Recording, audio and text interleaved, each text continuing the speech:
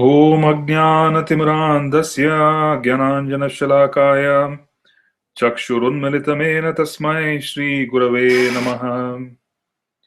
Namo Namo Aniruddhaya Hishikeshendriyatmane Namaha Paramahamsaya Purnaya Nibritatmane Swargapavargadvaraya Nityam Suchi Sade Namah Namah Hiranyaviryaya Chaturhotraya Tantave. Om Namo Mahavadanyaya Krishna Prema Pradayate Krishnaya Krishna Chaitanya Namine Gauratuse Namaha.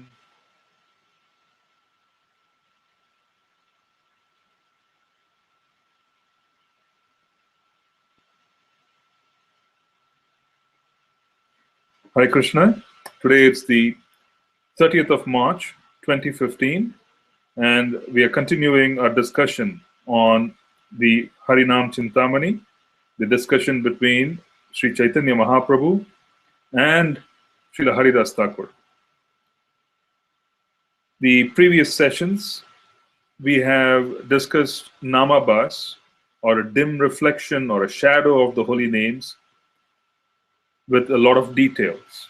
We first looked at the fact that the difference between Namabhas and the pure name is the pure name is that which is called upon with a lot of love and a lot of Sambandha Gyan.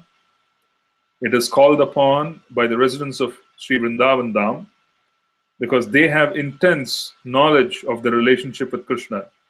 And that knowledge of the relationship with Krishna is exclusive. In other words, they are not distracted by any other relationship.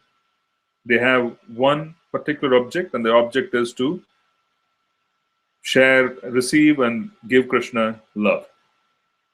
And they treat each other in relationship to Krishna.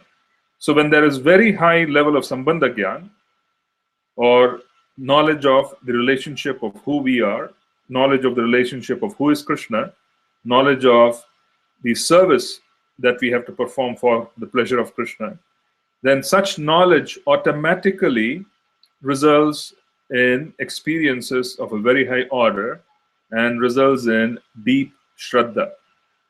Knowledge is Shraddha because you repose faith at a certain level, and when that faith is rewarded with experiences, positive experiences, then the faith is transformed into trust, isn't it?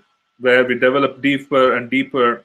In fact, it develops deeper and deeper when we have experiences, and finally there is no question of faith, it's just absolute experiences because you are fully on the platform of being able to experience the Lord.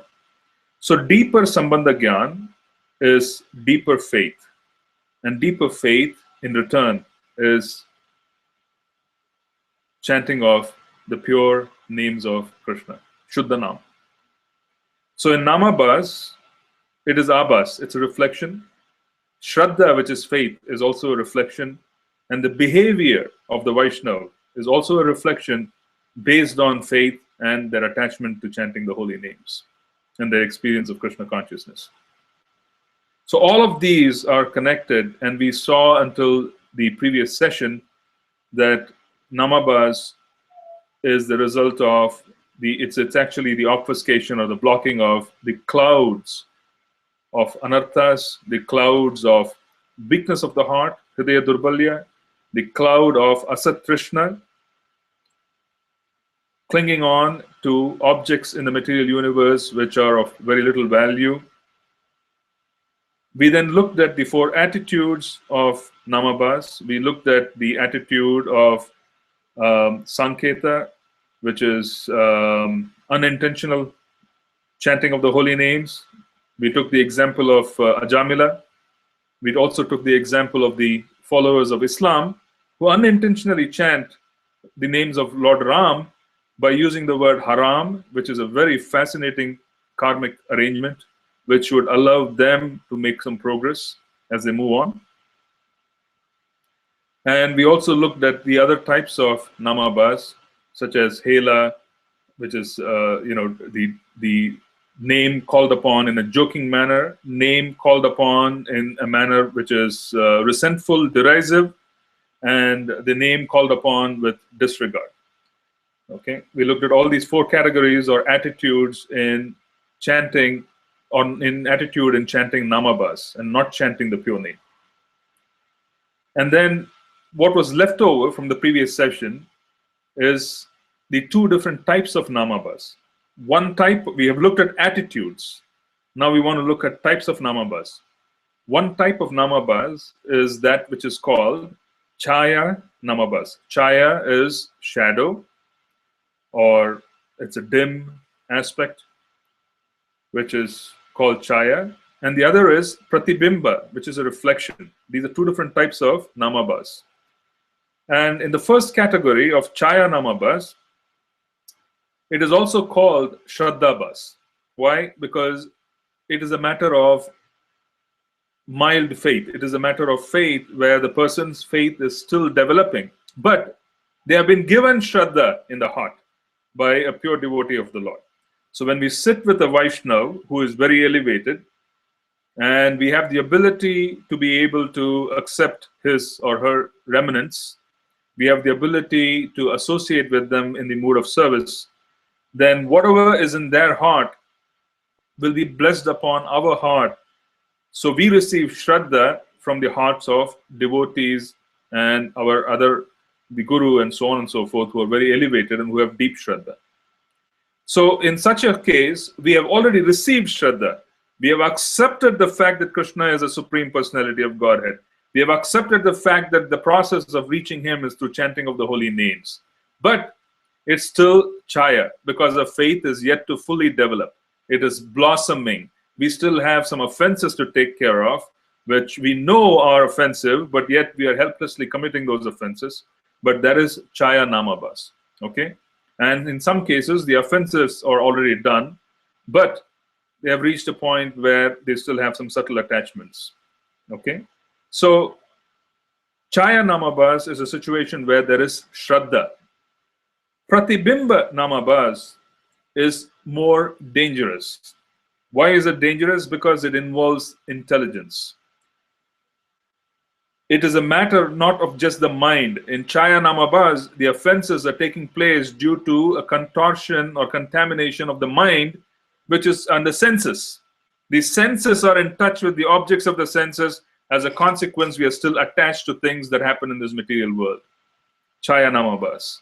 The senses, the mind is contaminated because of past association. The mind is contaminated due to the fact that we have exposed ourselves to different things. And as a consequence, there are offenses committed to the holy name. In other words, we look at devotees and we make judgment. We commit aparadh during seva. We commit aparadh in understanding the different aspects of service and so on and so forth.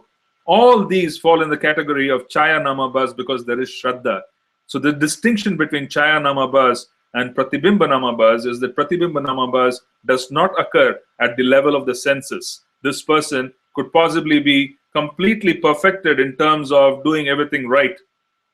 Okay? They could be very well completely perfected in terms of doing everything right in terms of the external world. In other words, they would be, pakka in all their habits. They would probably be number one renunciates and so on and so forth.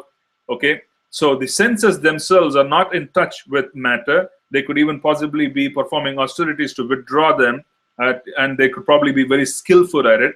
Okay? And the mind is also very well controlled in those cases. In other words, they have figured out how to bring the mind under their control, to engage the mind and to focus the mind. That is not the issue.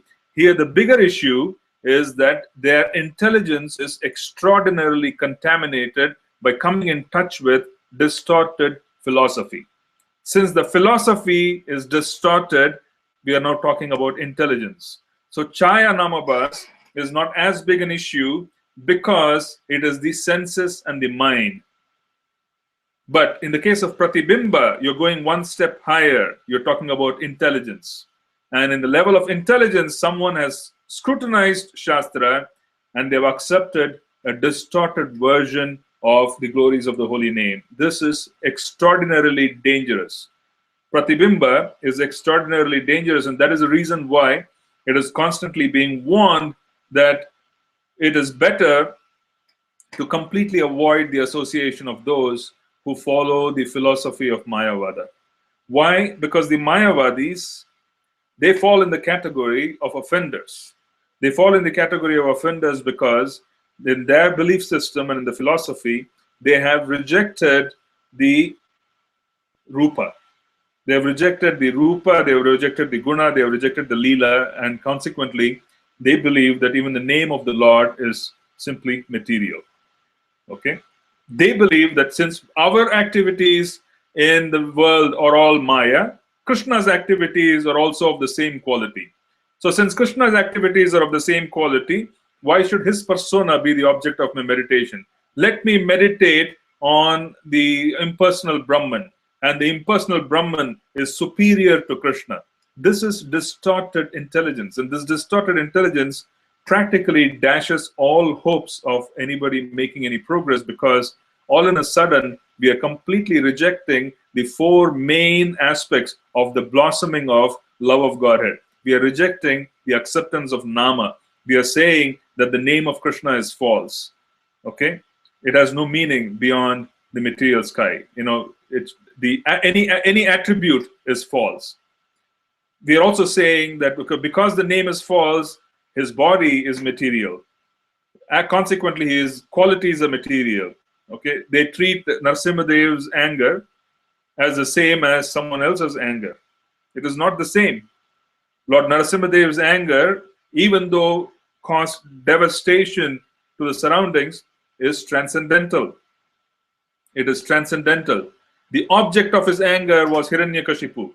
The object of Narasimhadev's anger was Hiranyakashipu, and that anger did not just result in destruction, it liberated him. Okay? It liberated him. We do not become angry when we constantly meditate on the pastime of Lord Narasimha.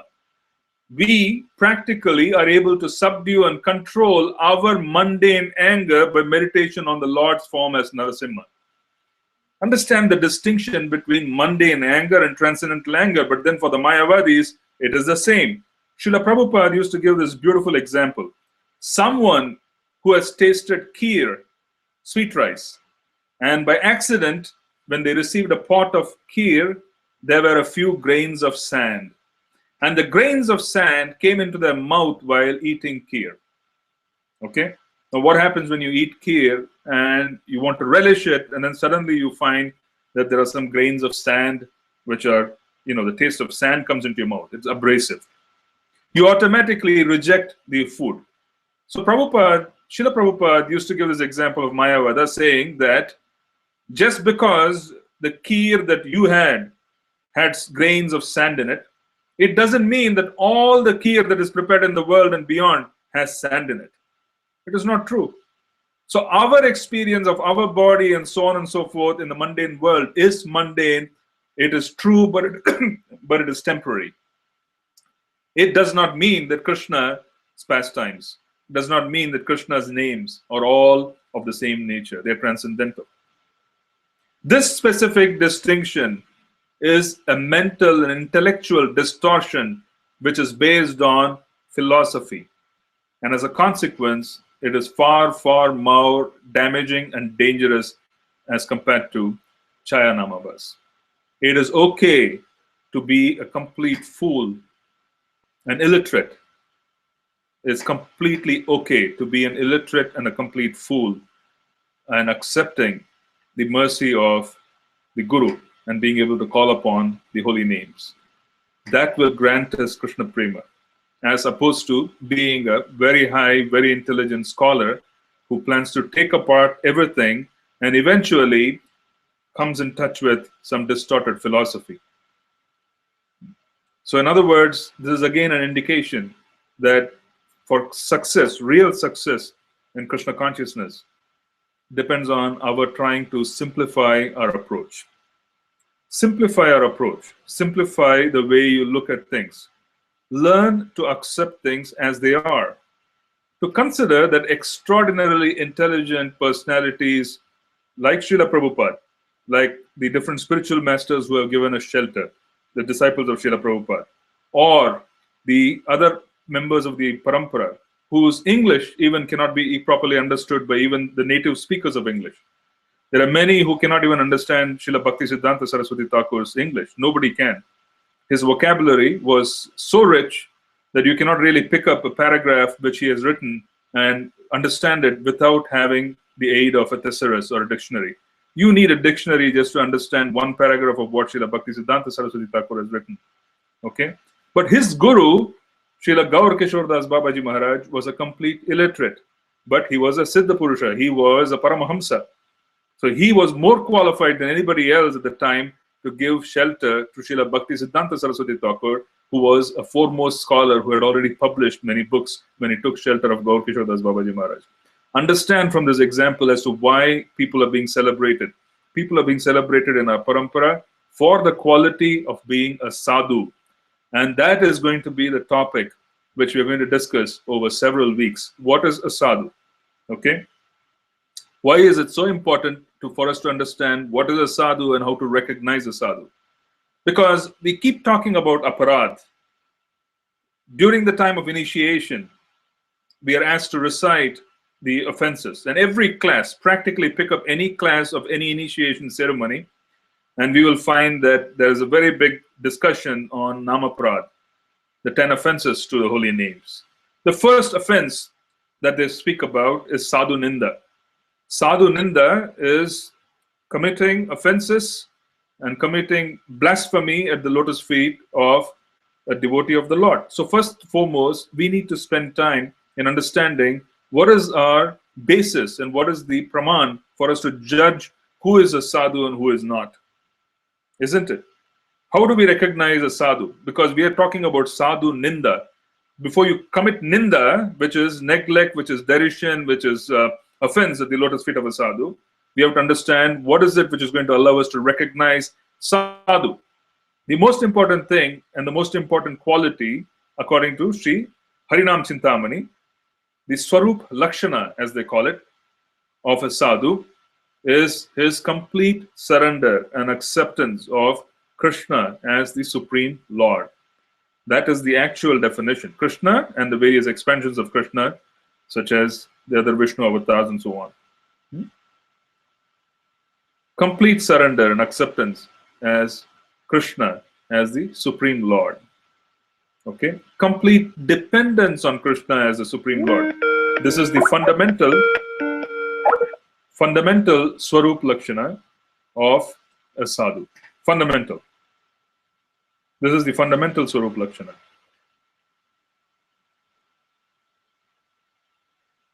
Okay? So, first we want to understand that the fundamental Swarup Lakshana of a sadhu is complete dependence on Krishna. Now, this is the criterion by which we are defining sadhu. We are not defining sadhu based on varna. We are not saying brahmanas are sadhus. Or we are not saying that being a brahmana is a disqualification. Or being a sudra is a disqualification. Or being a kshatriya is a disqualification or a qualification. We are not making statements based on varna. We are not making statements based on ashram. We are not saying that someone has to be sannyasi, someone has to be varnashram, someone has to be brahmachari, grahastha. None of these matter.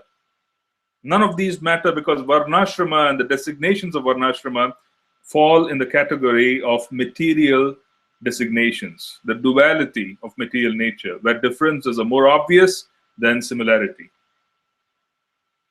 The fundamental qualification of a sadhu, the Swarup Lakshana, is complete dependence on the mercy of Krishna, acceptance of Krishna as his only savior. That is the definition. Okay? I'm just going to read before we go further on the offenses, but I wanted to stop at Pratibimba Namabas, where we want to develop the qualities of a sadhu. We should understand that the whole purpose of devotional service, sadhana bhakti, be it Vaidhi, Raga Anuga, the different aspects of it, the whole purpose of sadhana bhakti and training to be a proper Kripa Siddha. Remember, go back to our first session. We are Kripa Siddhas. We are here completely dependent on the mercy of the Supreme Lord. We are here completely dependent on the mercy of the Guru Parampara. Our own effort is disproportionately rewarded when we achieve the epitome or success of the process of chanting the pure name. It is disproportionate. What does it mean? It means that the effort that we put in is inconsequential, almost in proportion to the mercy that is given by Krishna. But we still need to put in our effort as if it depends on us. The trick is to put in effort as if it depends on us, but then to position ourselves and accept whatever Krishna gives us. So, since we are planning or training or qualifying as a Kripa Siddha, what is the quality of a Kripa Siddha? You need to position yourself to receive Kripa. Okay? One needs to be able to position themselves to receive Kripa. I'm just going to read from the Harinam Cintamani, and I just want to see how the paragraph begins, and it is pretty amazing when you read this. Lord Chaitanya said, Haridasa, now describe in detail the offenses against the holy name. Srila Haridasa replied, O Lord, whatever I say will be on your prompting alone. I am a mere puppet. So this is wonderful. He has received an order and he has accepted the order, which means he is not running away from the battlefield, but he is making it very clear that it is your mercy and your kripa that is making me speak. So he's stepping aside and allowing Lord Chaitanya to inspire him from within to speak. So the answer which is given by Srila Haridas Thakur about offenses is, the scriptures enumerate 10 offenses against the holy name. And I'm very fearful of these offenses. Underline this word, fearful. Write it down and put it on the mirror of your bathroom. Fearful of offenses. You see, fear is something which will never come unless you understand that you have something valuable. It's like going out with, a lot of gold jewelry, going out with something very precious. You're carrying a lot of cash and you're stepping out into a dark, road or whatever the case may be, or you're going to travel. Then there's fear. Why do you fear? You fear because you perceive that you're carrying something very, very valuable. And that's why fear comes in. Okay? Now, how many of us are fearful of committing offenses? How many of us can truly say that I am fearful of committing offenses? And quite sincerely. And every one of us has experienced fear while being in this world. No one can ever say they have not experienced fear because they're in touch with material nature. And since they are not pure, they would experience fear. Fearlessness is a quality of a pure devotee. Until one becomes pure, there will be fear. There would be fear. And everybody experiences fear. It's qualified. Okay? So now let's go and see how many of us can possibly truly say that I have experienced fear while chanting the holy names. And my fear has to do with committing the 10 offenses. How many of us can truly make that remark, especially take into account the fearful experiences of your life and then equate that with the fear or the profundity or the magnitude which you're imposing while chanting the holy names? Are we really that afraid? And if we are not really that afraid, then you have to question ourselves as to why not? Why not? Why are we not afraid of committing offenses? Because if we were truly afraid of committing offenses, then offenses would never be committed. The reason why we are not afraid and the reason why we are not truly fearful of committing offenses is because we do not know how to value the gift that has been given to us.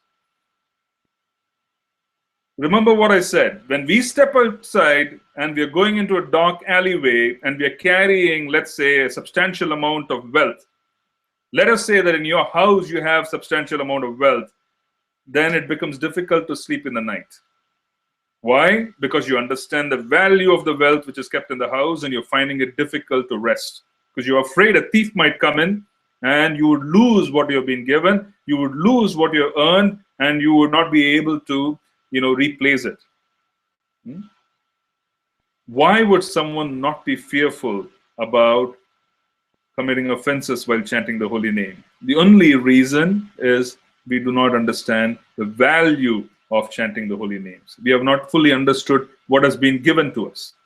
Those who fully understand what has been given will not commit offenses because they are fearful. Then we need to examine that how much have we actually understood? How many times have we heard this fact that you commit aparad and we will lose potency? We are not able to chant because of aparad. And then Harinam Cintamani is a dialogue.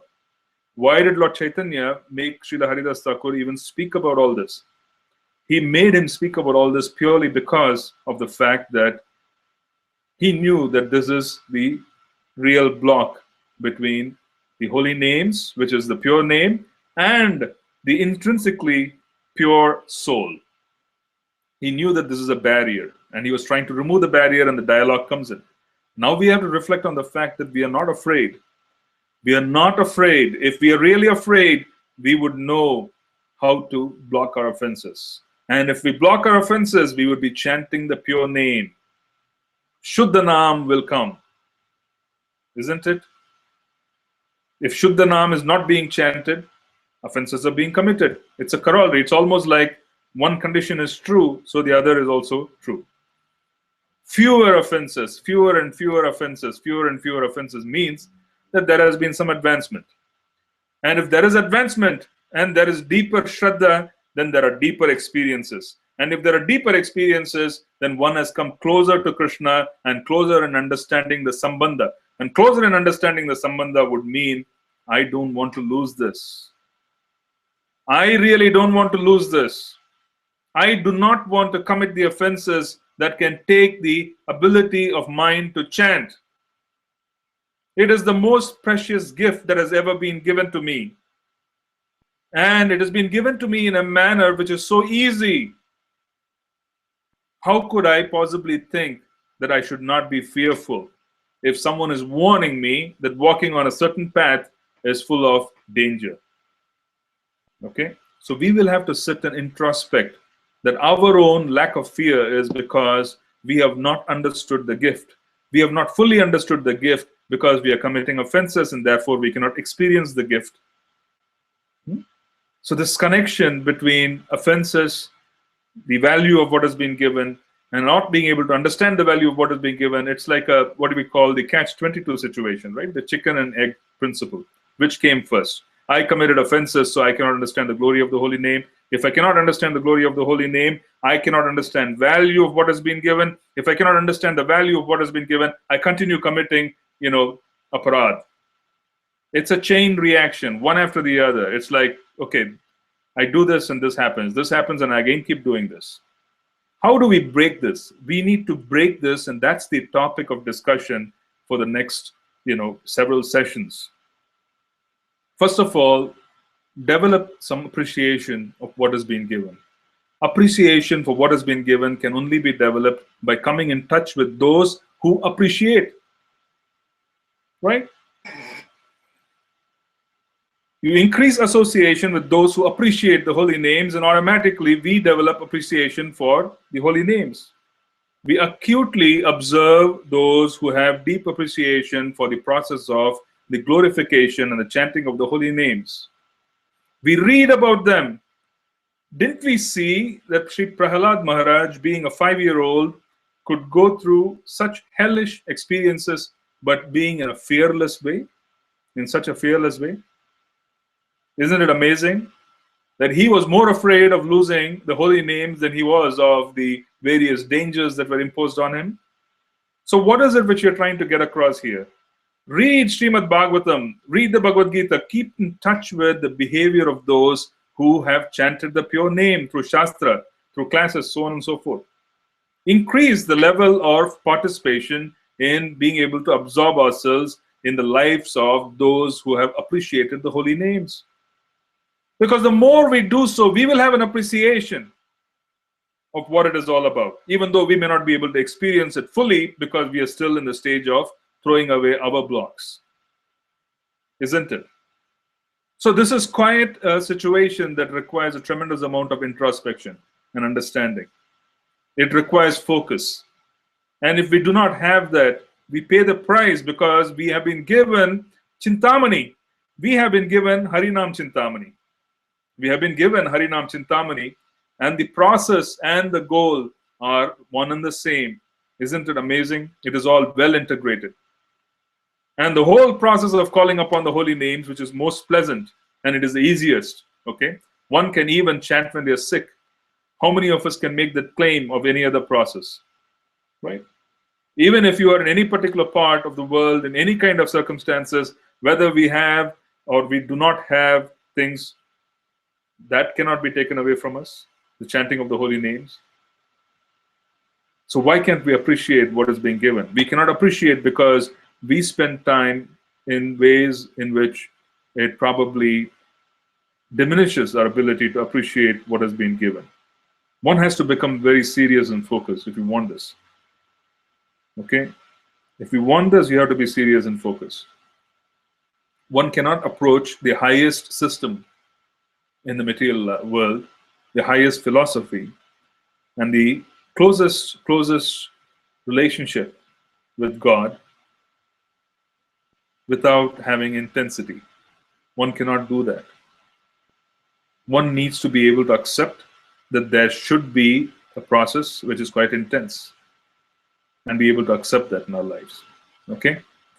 Intensity brings about focus. It is required. You know, before I prepare for my class, for instance, I know people at home, they all observe me. By 7:30 or so, I actually become a little stressed out. I have given many classes. I would not say as many others would do. And for the last few weeks, I've been giving 2 classes a week. Okay? But I become a little stressed at 7:30 or so, an hour before. I'm not sure if I've prepared, have I collected all the points that I wanted to share. So I sit in preparation and I sit before the picture of my spiritual master, praying to him that I don't feel quite adequate in being able to share the glories and I need his help. The point which I was trying to say is that it requires some stress for us to become intense and for us to be able to bring attention. Too much complacency in looking at the process of devotional service will not help. So appreciate it if it becomes a little stressful. Okay? Appreciate it. I can remember the example given by Srila Bhaktitirtha Maharaj, my Guru Maharaj, was when he was preaching in Eastern Europe, and the Soviet and the Eastern European communist bloc intelligence agents like KGB and so on, they used to chase him because, you know, this philosophy, I think, was recognized by Russians and so on as being the most dangerous of all in terms of destroying their own little philosophy of communism. So he used to be chased. And at that point in time, in a train, just to avoid contact with too many people for his own safety, he used to hide in the toilet. And Eastern European train toilets are like Indian train toilets. I don't have to tell you, most of us or all of us are Indian for most part. And when you hide in a toilet which is ill-prepared, he had absolutely no association of devotees. He had no deity worship. He did not have access to books because those days you didn't have the little iPods and iPads and whatever. You had a real book. And if you didn't have it, you didn't have it. All he had was the bead bag. And he had to hide in train toilets for over 12 hours sometimes. He used to lock it up. People used to keep banging on it, and then they used to give up thinking it's broken. They used to walk away. And the entire 12 hours, he used to chant. And he could really appreciate the mercy given by Lord Chaitanya because he could sit in a toilet and chant. Isn't it? No rules, no regulations, nothing to stop him. He could chant in a toilet. And he could fully appreciate the absorption. He could fully appreciate the opportunity of being able to keep in touch with Krishna even in such dire circumstances. This mercy is only available from Lord Gauranga. And if you miss this opportunity, or if we miss this opportunity, then we only have ourselves to blame, nobody else. Okay? So let me quickly summarize. We started out by wanting to finish the chapter on Namabhas. We looked at Chaya Namabhas. We looked at Pratibimba Namabhas. Chaya Namabhas, we spoke of the fact that it involves offenses, or rather, it involves defects associated with the senses and the mind. But Pratibimba Namabhas, we said, is more dangerous because it involves distorted intelligence. This distorted intelligence is that which looks at and understands that even everything about Krishna is false. And then we started understanding what is a sadhu, because we're talking about offenses. Let us start talking about sadhu. And we define sadhu as one who has the primary attribute of being completely dependent on Krishna. That is sadhu. Swarup Lakshana. What is the Swarup Lakshana of a sadhu? Complete dependence on Krishna. Okay? Other qualities, which are tatastha, marginal qualities, will develop. We'll go deeper into it in the next class, but that is the primary qualification. And then we looked at the fact that Haridas Thakur has begun this conversation, and he says, the scriptures enumerate 10 offenses against the holy name. And I am very fearful. And then we spoke a little bit of understanding. Why are we not fearful? We are not fearful because we have not understood the value of what's been given. That should be our goal, understanding the value. I will list them one by one. Please give me the strength to avoid these offenses, my Lord. Okay?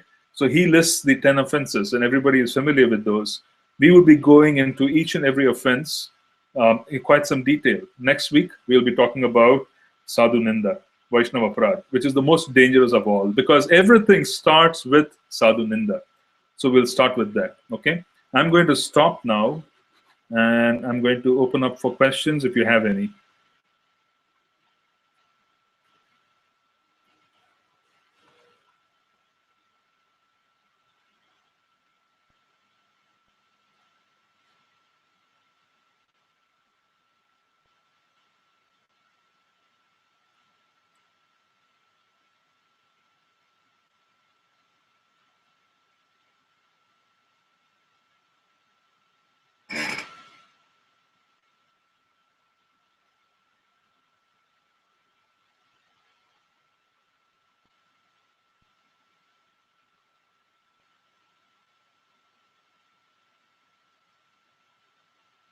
Okay, this is from Kirtida Mataji. If we keep thinking of not committing aparads, then isn't it that we will end up committing offenses? Rather, we can focus on serving others. We need to be able to do both. We need to understand what is not to be done, which is things that we have to give up, nivritti. And we also have to be able to understand what needs to be done, which is serving. So both nivritti and pravritti, both are required for us to be able to make advancement. So if we do not understand what is nescience, if we do not understand what is wrong, right, then we are positioning ourselves at a position of disadvantage, not advantage. So it is not that we are thinking constantly of offenses, but understanding what is an offense and understanding what is right behavior would allow us to move forward with confidence. But if the underlying mood is to serve, then it would automatically reduce our ability to commit offenses. Okay? So we serve others, but how to serve, what to give up before serving, what to accept fully while serving, that is what is required in terms of understanding offenses.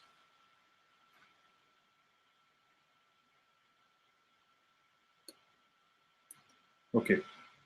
Question from Vilas Manjari Mataji. Isn't intelligence involved even in Chaya Namabhas? As we say, intelligence is involved, but not as profoundly as is in the case with Pratibimba Namabhas. With Chaya Namabhas, intelligence could be involved in terms of not applying the intelligence in a proper way. But it is not so much that we apply intelligence with distorted philosophy, where the entire foundation of what we are and what we are supposed to do is completely shaken up because of misused intelligence. That is Pratibimba. So yes, intelligence is involved in Chaya Namabhas, but not to the extent to which we see in Pratibimba. That's why it's very different. Second question, what does it mean to see things as they are? What does it mean to see things as they are? Are we referring to Shastra? To see things as they are is to accept things as Krishna's arrangement. That is one answer. If you're talking about to seeing things as they are in terms of Shastra, That practically means that we got to live Shastra. What is living Shastra? Living Shastra requires that we are in touch with a very, very higher level of consciousness, which would allow us to experience Shastra. That is living Shastra. So, two different aspects. What does it mean to see things as they are? Accepting things as Krishna's arrangement, seeing things as they are. Okay, that would allow us, give us the vision, give us the intelligence to see things as they are. Okay, Shastrically speaking, seeing things as they are to accept Shastra, we practically take Shastra and we are able to live the Shastra to experience it. To experience Shastra, one requires very deep faith. To require for very deep faith, one requires to have a higher level of consciousness, and they should be chanting at a higher level of consciousness.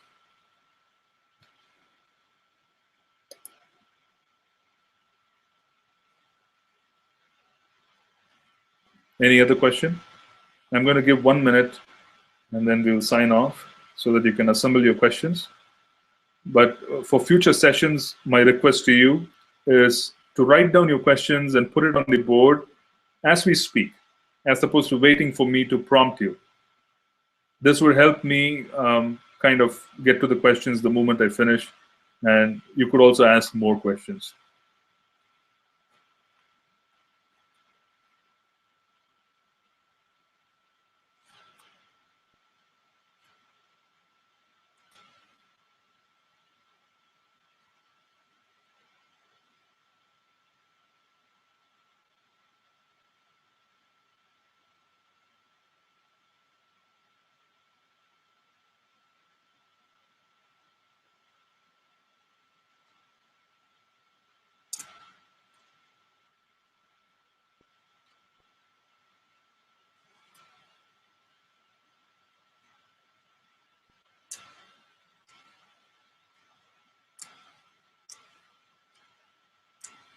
All right.